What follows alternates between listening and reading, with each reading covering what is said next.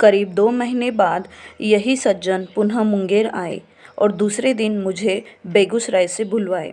जब मैं Munger circuit house उनके ठहरने के स्थान पर पहुंचा, तो मालूम हुआ कि वे उच्च पदाधिकारी पूरे परिवार के साथ आए हुए हैं, परंतु सुबह से ही वे कमरे से बाहर नहीं निकले हैं।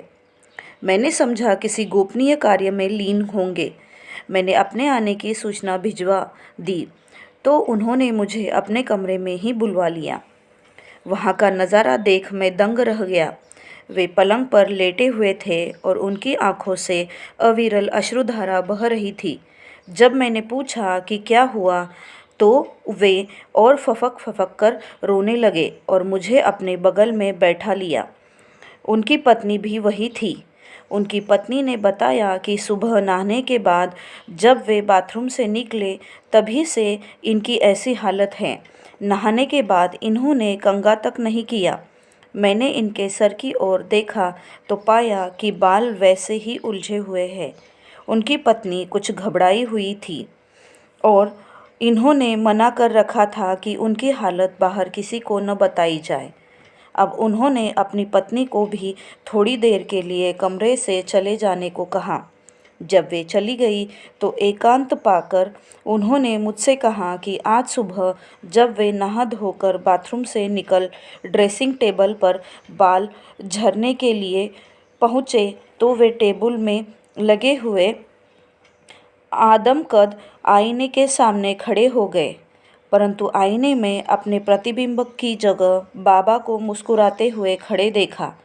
आईना के सामने वे खड़े थे और स्वाभाविक था कि आईने में उन्हीं का प्रतिबिंब होता, परंतु बाबा का प्रतिबिंब देख वे विस्मित हो गए। उनको अपनी आंखों पर विश्वास नहीं हुआ और कई बार इन्होंने आंखें मल-मल कर देखा, फिर भी वही बाबा का मुस्कुराता हुआ रूप आईने में था।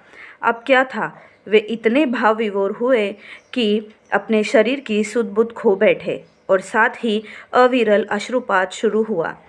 उनकी बात सुन और उनकी हालत देख मैं खुद भाव विभोर होने लगा और सोचने लगा कि परम पूज्य बाबा की लीला भी अनंत है। पूज्य बाबा अपने भक्तों का कितना ख्याल रखते हैं। उनका भक्त चाहे जहाँ कहीं भी हो, परम पूज्य बाबा सदा उनके साथ हैं। जब ड्रेसिंग रूम से उनके निकलने में देर हुई तो उनकी पत्नी ने अंदर जाकर देखा तो वो भौचक्की सी हो गई और जब वे इनसे पूछती तो वे कुछ नहीं बताते, इसलिए वे घबराई हुई थी। मैंने पूछा, इस अश्रुपात से आपको कोई तकलीफ़ या परेशानी तो नहीं? उन्होंने बताया कि भई अश्रुपात के साथ साथ कलेजे में एक हल्की सी गुदगुदी का भी अनुभव होता है और इससे बड़ा ही आनंद मिलता है, परंतु परेशानी यह है कि मैं बाहर लोगों के सामने इस हालत में कैसे जाऊँ। इतना कह वे फिर फफक फफक कर रोने लगे। उनका रोना सुन उनकी पत्नी फिर वहाँ आ गई और मैंने उनसे कहा कि इसमें चिंता की तो कोई बात नहीं। हाँ, कमरे में बंद होकर रहना अलबत्ता इनके लिए परेशानी की बात है। मैंने कहा, मैं शाम को पूज्य बाबा के दर्शन करने जाऊंगा तो उनसे आपकी बात करूंगा। उन्होंने इसका विरोध किया और कहा कि पूज्य बाबा से मत कहना, नहीं तो कहीं ऐसा न हो कि मेरा यह आनंद समाप्त हो जाए। वे मुझे देर तक अपने साथ बैठाए रहे और उस दिन संध्या समय मैं पूज्य बाबा के दर्शन को न जा सका। मुझे मुंगेर में ही रुक जाना पड़ा और दूसरे दिन सुबह 7 बजे ही उनके यहाँ हाजिर होना पड़ा। उनसे मिलने पर पाया कि अभी स्वाभाविकता नहीं आई है।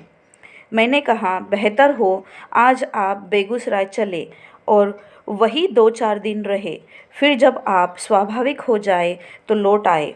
वे सहमत हो गए और तय यह हुआ कि उनका परिवार तो भागलपुर लौट जाए और वे मेरे साथ बेगूसराय चले। अपराह्न के स्टीमर से पार कराकर उनको मैं ऐसे समय ले गया कि वे रात में बेगूसराय पहुँचे। ऐसा मैंने इनकी हालत को देखते हुए जानबूझकर किया। वहाँ वे 3 दिन तक रुके और जब बिल्कुल स्वाभाविक हो गए तो वापस लौटे। लीला सम्राट बाबा की इस लीला को यही समाप्त करता हूँ और उनके श्री चरणों में कोटि कोटि प्रणाम कर प्रार्थना करता हूँ कि ऐसी भाव विह्वलता अपने सभी भक्तों को दे।